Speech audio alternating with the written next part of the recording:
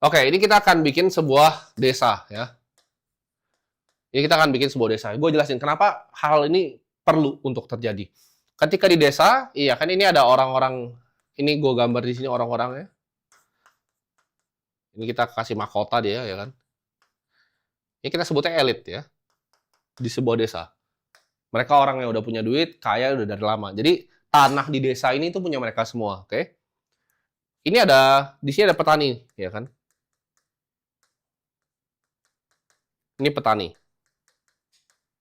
Ini juga ada petani di sini.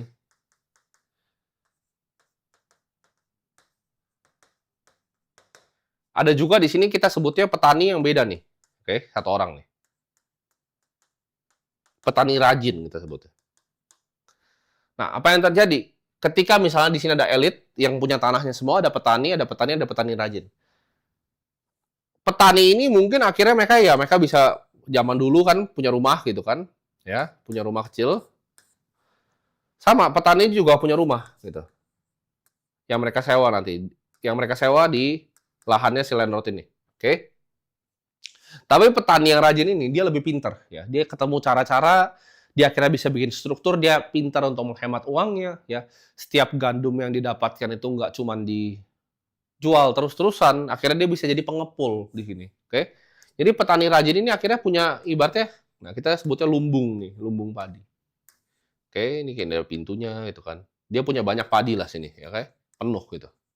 Karena dia rajin. Sedangkan dia cuma punya sedikit, jadi dijual terus. Petani akan jadi pengepul dan dia punya lumbung. Oke. Elit ini ketika mereka melihat petani seperti ini, apa yang harus dilakukan? Ya, jawabannya lumbungnya dibakar. Ini dibiarin. Ini dibiarin. Yang punya begini lumbungnya dibakar. Jadi market crash itu targetnya siapa? Karena capital market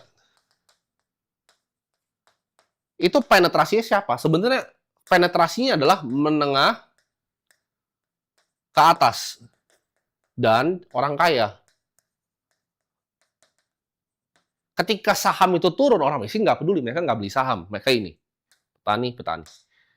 Tapi orang kaya yang kena, yang punya lumbung padi, ya ketika market crash kayak tadi, orang miskin tuh nggak beli Nasdaq, mereka nggak ngerti ini apaan. Ini orang kaya yang beli, mereka yang kena. Oke, tapi mereka bukan elit. Jadi cara dunia bekerja seperti itu, ya.